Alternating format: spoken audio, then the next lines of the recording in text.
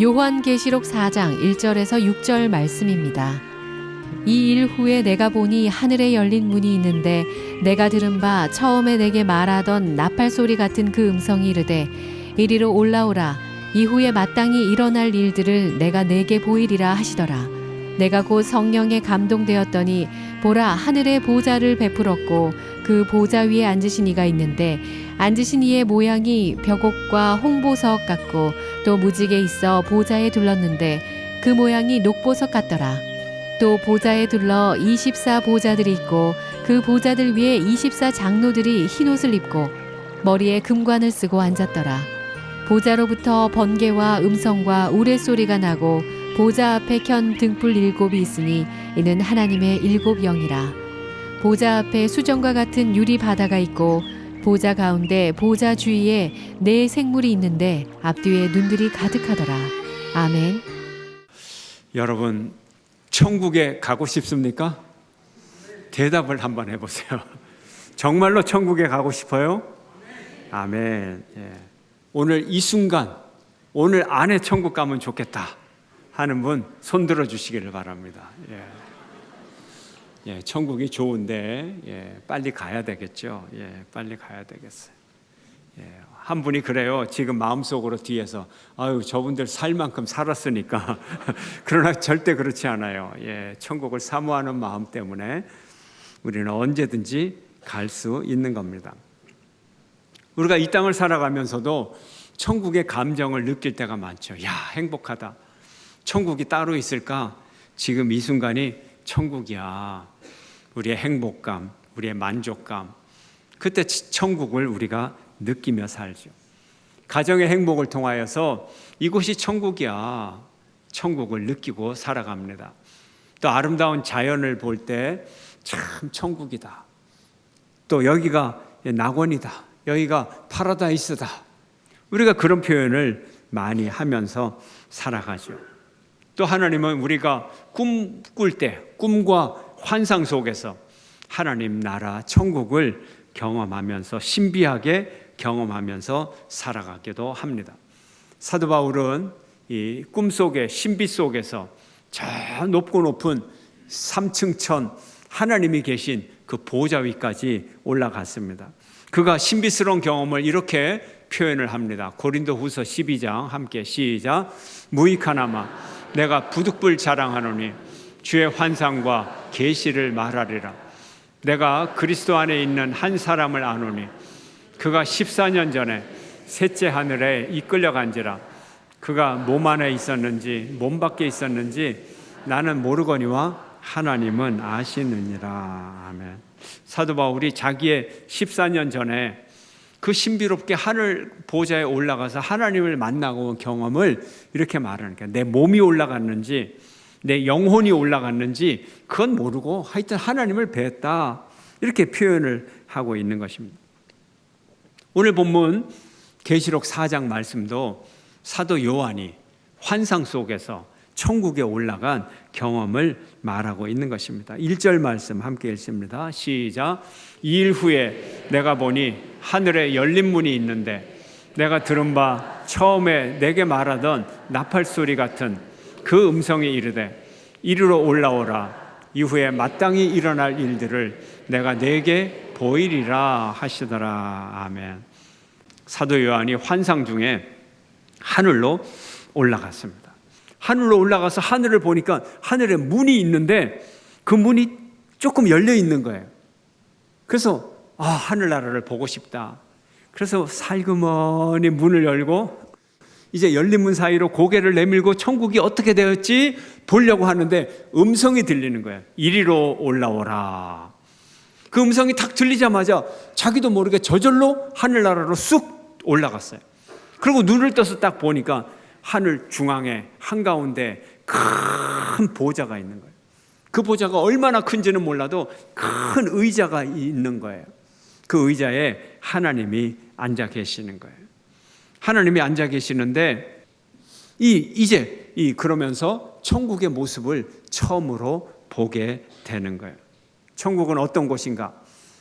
사도 요한이 본 그 천국의 모습은 이런 모습이에요. 하늘 중앙에 큰 보좌가 있고 그 보좌의 이 모습은 벽옥 같기도 하고 홍보석 같기도 하고 뭐라고 표현할 수가 없어요. 같은 거예요. 같은 거예요.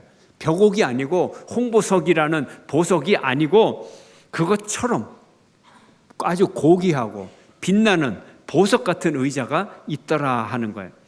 그 큰 의자의 뒤에 무지개 같은 후광이 쫙 비치는데 그것 또한 녹보석의 빛처럼 비치더라 이렇게 묘사를 하고 있어요. 중앙에 있는 큰 보좌 가에 24개의 의자가 또 있어요. 24개의 보좌가 또 있고 그 보좌 위에 흰옷을 입은 24명의 장로들이 앉아 있는 거예요. 그리고 머리에는 금관을 쓰고 앉아 있는 거예요. 이 24명이라고 하는 24의 의미는 구약의 12지파 그리고 신약의 12사도 12 더하기 12 이퀄 24 신구약을 통틀어서 그 모든 시대의 성도들의 대표자를 상징하는 모습인 것입니다. 그리고 보좌로부터 번개와 큰 음성과 우레소리가 나요. 하나님의 위엄을 얘기하는 것입니다. 그 앞에 7개의 등불이 켜져 있는데 하나님께 봉사하는 7 영입니다. 이건 성령을 상징하는 것입니다. 하나님 주위에 보좌 주위에 내 생물이 있는데 지구상에 있는 생물이 아니에요. 그래서 그냥 생물, 움직이는 생명체니까 그냥 생물이라고 표현을 하는 거예요. 움직이는 생명체, 아주 특이한 생명체. 하나님을 경배하고 찬양하는 하나님께 서비스하는 그런 7 영과 4개의 생명체를 지금 바라본 것입니다. 뭐라고 설명할 수 없어요. 신비한 존재들이에요. 하나님의 보좌관, 하나님의 비서, 하나님의 심부름꾼 이런 역할들을 하고 있는 것입니다. 구원받은 성도들은 천국에 가면 이런 모습을 볼 거예요. 그리고 이 보좌 옆에서 14만 4천의 성도들이 함께 찬양을 부릅니다. 14만 4천은 모든 성도들을 얘기해요. 그러므로 우리도 천국에 가면 바로 이 14만 4천 중에 한 명이 되어서 우리도 천국 성가대의 한 멤버가 되는 거죠. 자, 여러분, 천국에서 영원토록 이제 우리는 영원한 생명을 얻어서 살게 될 거예요. 이 영원한 시간 동안에 우리는 뭘 하면서 지낼까요? 여러분, 길면 다 좋습니까? 요즘 이런 말들을 하더라고요. 당신 재수 없으면 100년 살 거야. 100년 사는 게 축복인지 재수가 없는 건지 그걸 모르겠어요. 재수 없으면 100년을 산다. 길다고 좋은 건 아니다. 이런 의미겠죠. 건강하게 100년, 200년 살면 얼마나 좋겠어요? 그러나 그렇지 못하니까 길다고 좋은 건 아니다. 이런 얘기. 그러나 지옥을 가면 안 돼요. 지옥은 영원토록 형벌을 받는 곳입니다. 그래서 지옥은 짧은 시간이든 긴 시간이든 절대 가면 안 되는데 영원토록 형벌을 받는다니 절대 가면 안 되는 거예요. 반드시 천국을 가야 돼요. 천국에는 위로가 있고 안식이 있고 하나님의 상급이 있고 아름다운 것들이 온갖 좋은 것들이 다 있어요.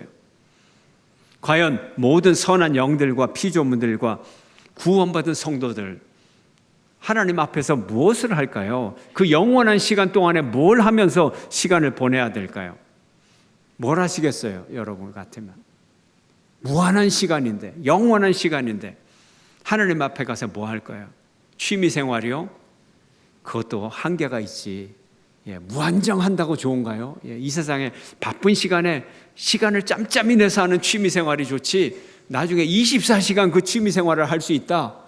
그만큼 재미가 없어요. 뭘 하려고 지내시려고요? 저는 성경 연구하다가 질문이 생기면 메모를 해놔요. 이 세상에 사람이 도와줄 수가 없어요. 저 자신도 해결할 수 없고 이 세상에 최고의 학자에게 물어봐도 잘 모르는 거 많아요. 예수님은 그때 어떤 마음을 가지셨어요? 사도 베드로요, 그때 어떻게 생각했습니까? 사도 바울이요, 그때 어땠어요? 물어보고 싶은 게 많아요. 메모를 열심히 합니다. 천국 가면 물어보려고. 그래야 그 긴 시간을 채울 수 있잖아요. 여러분은 뭐 하려고 그래요? 하나님이 우리에게 일할 거리를 주셨어요. 시간이 무한정 가도 변하지 않는 아름다운 가치 있는 일을 우리에게 주셨어요.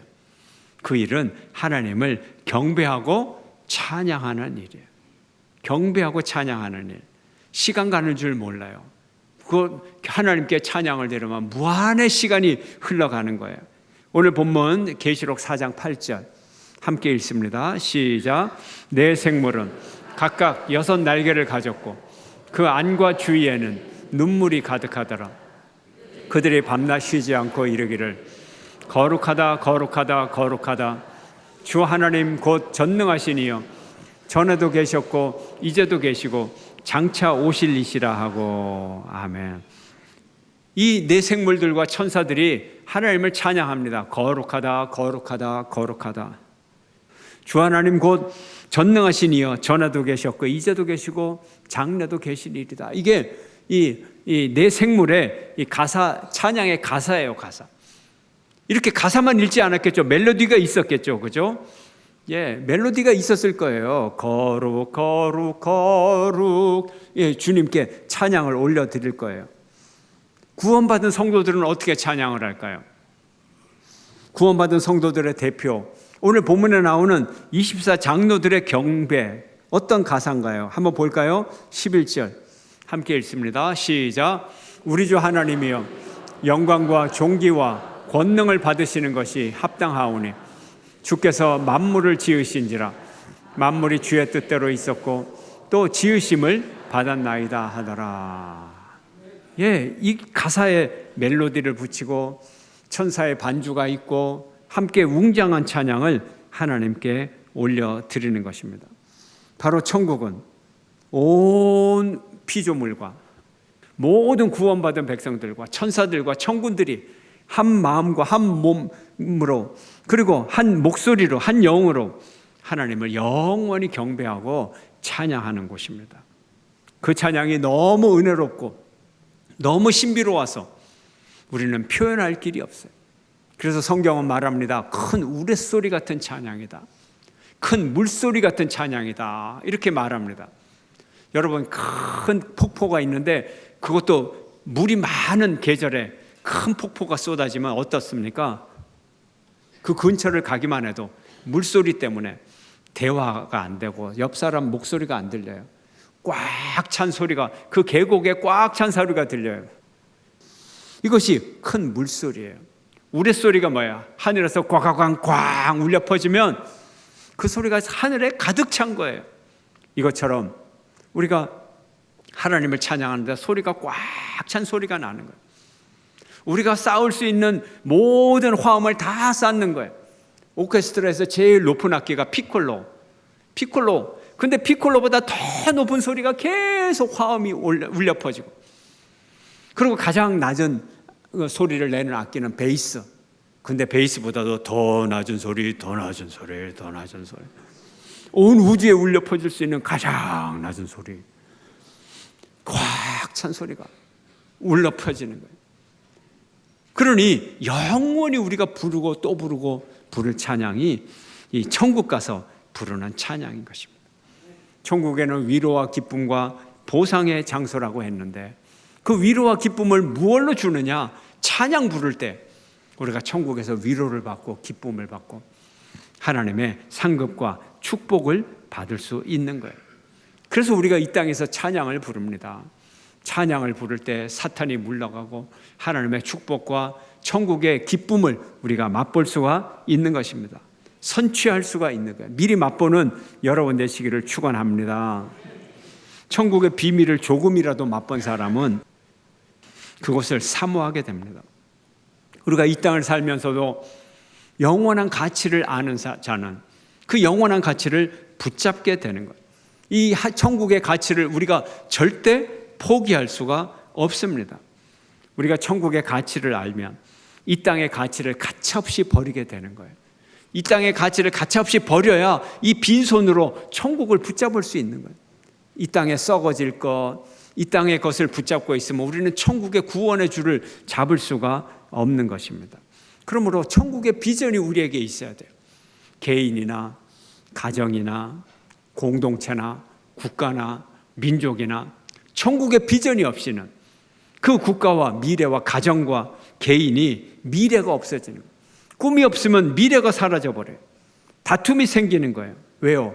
미래의 것을 바라보고 나가는 것이 아니라 현재 가진 것을 서로 더 가지려고 싸우니까 다툼이 생기게 되는 것입니다. 현재 내가 가지고 지켜야 될 것, 이것보다 미래에 내가 하나님으로부터 받을 것이 더 많다면, 더 가치 있는 일이라면 우리는 정말 행복한 삶을 살아갈 수가 있는 것입니다. 아웅다웅 다투고 싸울 필요가 없는 거예요. 우리가 TV나 여러 가지 일을 통해서 유산 상속 문제로 가족 간에 다투는 것을 가끔 봅니다. 여기에 두 가지 조건이 있어요. 첫째 조건은 당연히 있을 것이 있고 없을 것이 없는데, 있을 것, 유산이 있으니까 싸우는 거죠. 없으면 왜 싸웁니까? 둘째로는 없는 것은 형제 우애가 없으면 싸우게 되죠. 그런데 형제가 우애가 있어도요, 유산이 아주 많으면 싸우더라고요. 그 우애가 깨지더라고요. 유산이 적으면 사람들이 생각하죠. 아이고, 내가 열심히 일하면 저거 10배, 100배는 내가 벌지. 형님 가지소. 아우 가져라. 근데 내가 미래가 없어요. 내가 평생을 일해도 이만큼 못 벌 거다. 그런 생각이 드는 순간 어떻게 되나요? 집착하게 되고 다투게 되는 거예요. 어쩔 수가 없는 거예요. 천국의 가치가 이와 같은 거예요. 하나님께서 내게 주신 천국의 가치가 그렇게 소중하고 귀중하고 엄청난 가치라면 내가 이 세상에 거 천국 위에서 다 버릴 수 있어요. 내가 구원 받는다는데 이 땅에 자존심 다 버릴 수 있어요. 내가 천국 간다는데 이 땅의 재산에 대한 애착 다 버릴 수 있어요. 이게 천국의 가치인 것입니다.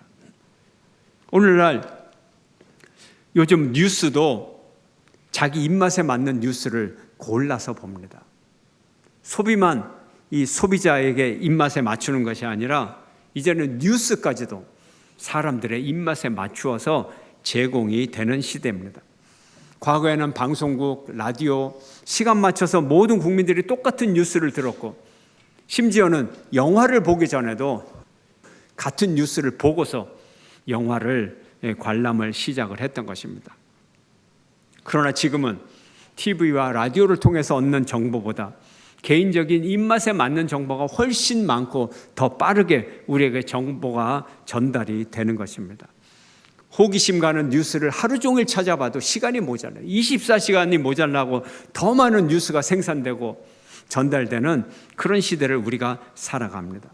그래서 소위 더 깊이 있게 지식을 알게 되었던 것입니다. 그러다 보니 사람들은 자기 입맛에 맞는 정보에 더 깊이 빠지게 되는 것입니다. 그런데 이것이 장점만이 있는 것이 아니고 더 유유상종이 심화가 되고 외골수가 되고 도리어 다른 사람과 함께 공감하는 공감 능력이 약화되게 되었던 것입니다. 역설적으로 정보가 많으면 더 풍성한 인생을 살아야 되는데 역설적으로 감성과 지성이 더 메말라가는 그런 시대를 우리가 살아가고 있는 것입니다. 감성과 지성이 더 가난해졌어요. 왜요? 다른 것에 대한 인식을 힘들게 되었기 때문에 그래요. 다른 것에 대한 인지하는 걸 거부하게 됩니다. 정보를 소수가 공유함으로 말미암아 공감 능력이 약화되고 자기 세계에 고립되게 되는 거죠. 정보의 장점은 새로운 걸 받아들여서 내가 넓어지는 데 정보의 장점이 있어요. 그러나 기존의 정보를 더 강화시키고 또 강화시키는 쪽으로만 이 정보가 사용되고 있는 것입니다. 우리가 배운다는 게 뭐예요? 상급 학교에 간다는 게 뭐예요? 유명한 학교에 가야 된다는 게 뭐예요? 다른 사람이 알지 못했던 것, 내가 알지 못했던 것, 새로운 것을 더 많이 배우고, 그래서 우리가 배움의 기회를 놓치지 않는 거 아닙니까? 그런데 오늘날의 현상은 반대로 가고 있는 것입니다.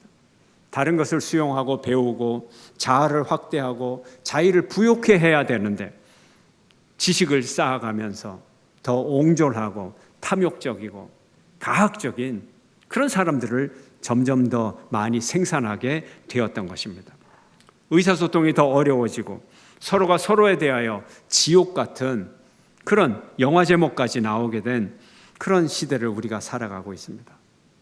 요즘 어디를 가도 사람들이 왜 이러지? 이런 탄식 소리를 많이 듣는 시대가 되었습니다. 그런데요, 알고 보면 요즘은 왜 그러지?가 아니고요. 인간은 태초로부터 지금까지 이래 왔다는 거예요. 이래 왔다는 거예요. 항상 그래 왔다는 거예요. 우리의 생각하는 것이나 창세기의 노아 시대라든지 예수님 시대, 그 어떤 시대도 인간은 생각하는 거나 느끼는 거나 모든 것이 죄악 덩어리였다는 겁니다. 우리의 인식 구조가 이 죄악과 기존 세상적 지식을 강화하는 방향으로 우리가 그렇게 설계되어 있는 거예요. 우리 DNA가 그렇게 되어 있는 거예요. 익숙한 게 편한 거고 익숙하지 않으면 불편하고 그리고 불쾌한 느낌을 갖게 되는 거예요. 새로운 걸 배운다는 것이 얼마나 큰 고통인지 몰라요. 우리가 원래 그렇다는 거예요. 원래 그렇다는 거예요. 모르는 것은 의미가 없어요. 음악 모르는 사람에게 베토벤을 들려주면 베토벤의 가치를 압니까? 전혀 모르죠. 미술을 모르는 사람에게 피카소를 보여주면 아이고 저거 초등학교 2학년이 그린 거냐고 그렇게 물어보죠. 사람은 아는 것만 알고 가치를 아는 것만 가치 있게 보는 거예요. 우리가 본래 그런 거예요. 본래 그런 거예요. 다른 사람을 미워할 이유도 없고요. 우리 인간 존재가 원래 그런 거예요. 그래서 교육에서 독서의 가치를 강조하죠. 독서를 할 때 두 가지 방법을 꼭 갖추어라 얘기를 하죠. 첫째 방법은 뭡니까? 넓게 읽어라. 넓게 읽어야 돼요. 하나만 읽으면 안 돼요. 두 번째는 뭐예요? 깊게 읽어라. 그러나 이 두 가지가 반드시 함께 있어야 되는 거예요. 깊게만 읽으면요, 전공 바보가 되는 거예요. 전공 바보. 넓게만 읽으면 너무나 피상적인 지식만 가진 떠버리가 되는 거예요. 그래서 넓게 읽고 깊게 읽고 동시에 읽어라. 그래서 이런 교육 방법이 나오게 되는 것입니다. 하물며 천국의 진리, 세상의 지식도 이렇게 외골수가 되고 점점 고립되어 가는데 하물며 천국의 진리를 우리 인간이 어떻게 받아들이겠어요? 정말 힘드는 거예요. 천국의 진리는 더군다나 이 세상에 있는 것조차 아니에요. 어디서 온 지식입니까? 하늘에서 내려온 지식이에요. 이걸 단번에 받아들일 수 있는 사람이 있겠습니까? 없어요. 이걸 우리가 이해해야 되는 거예요. 천국의 진리는 모든 사람에게 감추어져 있어요. 달라도 너무 다른 지식이에요. 그러나 우리는 이 천국의 진리를 받아들여야만 천국에 들어갈 수가 있는 것입니다. 천국의 진리는 우리가 정말 이해할 수 없을 정도로 우리에게 다가옵니다. 천국의 진리가 반짝 빛을 비치면서 잠깐 우리에게 이것이 진리야 할 때 그 빛을 딱 붙잡아야 되는 거예요. 왜요? 우둔하기 때문에. 원래는 천국의 진리가 너무 밝게 우리에게 오는데 우리의 인식의 그 기능이 너무 약화되기 때문에 모르기 때문에 받아들일 수 없기 때문에 마치 그것이 잠깐 반짝 비치는 것처럼 온다는 거예요. 그거를 붙잡아야 되는 거예요. 예수님이 비유로 말씀하십니다. 한 품꾼이 일용직으로 남의 밭에 가서 밭을 가는데 삽을 탁 찔렀는데 뭔가 쨍 하는 소리가 나요. 이건 특별한 거다. 이건 돌이 아닌데. 그래서 조심스럽게 파봤더니 보석상자가 큰 보석상자가 있는데 뚜껑을 여니까 그 속에 가득 보석이 있는 거예요. 이 일용직 품꾼이 그 밭을 금방 모른 척하고 덮어버리고 집에 돌아와서 어떻게 하면 그 밭을 사지? 어떻게 하면 그 밭을 사지? 재산은 별로 없고 어떻게 하면 그 밭을 사지? 그래서 자기가 동원할 수 있는 모든 재산을 동원해서 그 밭을 샀습니다. 이것이 천국이라는 거예요. 천국의 진리는 너무나 귀한 거라서 우리가 이 땅에 있는 우리의 재산과 시간과 모든 가치 있다고 하는 건 이거 다 버리고 심지어는 내 목숨까지도 다 버려서 정말 투자할 만한 가치, 정말 투자할 만한 진리, 이것이 천국의 가치라는 거예요. 그리고 천국의 가치는 이 타이밍을 절대 놓치면 안 되는 거예요. 최대한 빨리 이 보석을 발견한 순간 자기의 재산을 빨리 정리해서 빨리 이 밭을 사야 그 천국의 가치가 내 소유가 되는 것입니다. 이것이 감추어진 천국의 진리예요. 그런데 이 천국의 진리를, 천국을 한번 맛보기만 하면 그 인생이 달라진다는 거예요. 문제는 이 천국을 어떻게 한번 맛을 보느냐 하는 거예요. 어떻게 하면 한번 맛을, 이게 힘드니까 말이죠. 인간의 생각은 항상 완고하고 교만하고 무정하고, 이런 인간의 인식 구조 속에서 이 하늘에서 오는 이 천국을 어떻게 한 번이라도 맛을 보느냐, 이 첫 번째 경험이 아주 중요한 거예요. 그래서 하나님은 우리 인간에게 엄청난 자극을 주시는 거예요. 강한 인상을 주시는 거예요.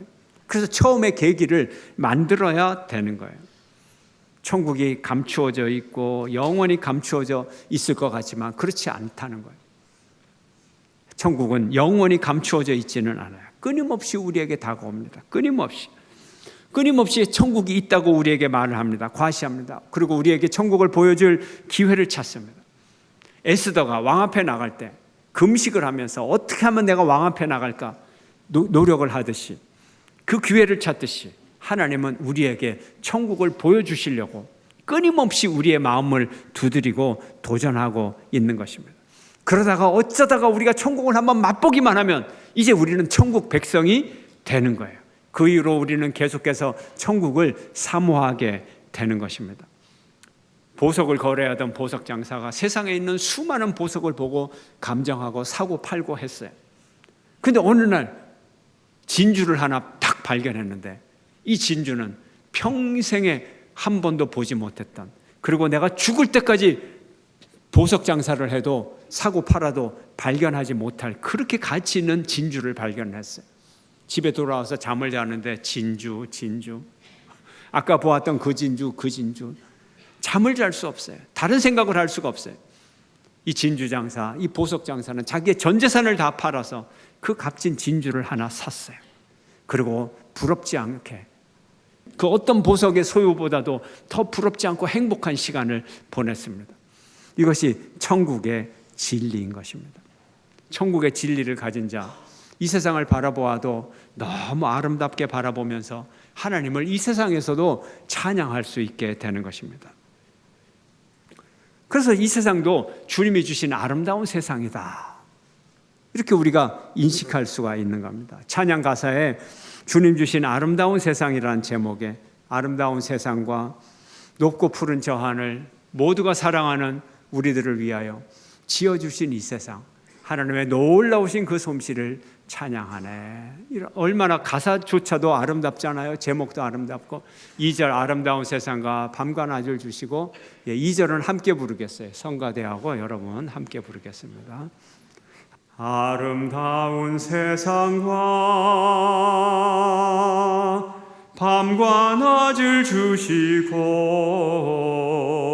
푸른 들과 꽃나무, 해와 달과 별들이 아름답게 빛나고, 주의 솜씨 찬양하네. 주를 찬양하네.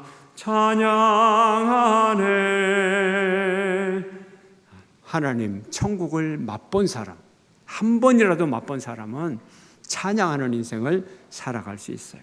그 천국을 사모하며 살아갑니다. 한 제자가 예수님께 말합니다. 제가 예수님을 따라갈 텐데 가족과 작별 인사는 하고 오겠습니다. 예수님이 뭐라 그럽니까?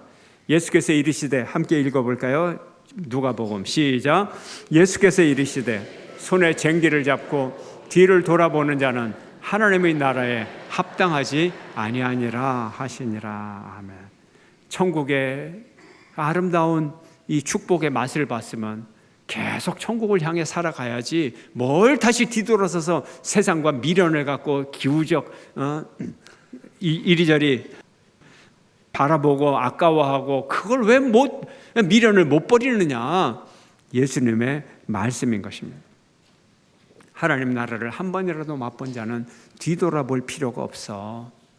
더 가치 있고 더 절대적이고 더 행복한 삶, 그 삶을 위하여 발걸음을 뛰면 돼. 머뭇거릴 이유가 없어. 이렇게 말씀하시는 것입니다. 오늘이 대림절 첫째 주일입니다. 주님의 오심을 기다립니다. 예수님은 이 땅에 우리에게 오시면서 천국의 보화를 가지고 오셨어요. 예수님의 오심을 사모하십시오. 천국의 보화가 우리에게 함께 임할 것입니다. 천국을 가지고 오셨어요. 회개하라, 천국이 가까이 왔다. 예수님의 가르침이에요. 천국이 가까웠어요. 회개해야 돼요. 옛날 거 붙들고 있으면 안 돼요. 옛날 거 빨리 버리고 뒤돌아서서 천국을 덥석 잡아야 되는 거예요. 한번 맛보기만 하면 천국을 사모하게 되는 이 천국 덥석 붙잡아야 되는 거예요. 이번 대림절에 천국을 붙잡는 여러분 되시기를 축원합니다. 낡은 죄악의 욕망을 버리고 새로운 구원의 은혜를 받는 여러분 되시기를 축원합니다. 더럽고 냄새나는 죄악을 다 벗어버리고 천국의 성결함과 향기를 덧입는 여러분 되시기를 축원합니다. 잠시면 사라질 것, 이 세상의 것, 썩을 것 다 버리고 영원한 하나님 나라를 사모하는 여러분 되시기를 주의 이름으로 축원합니다.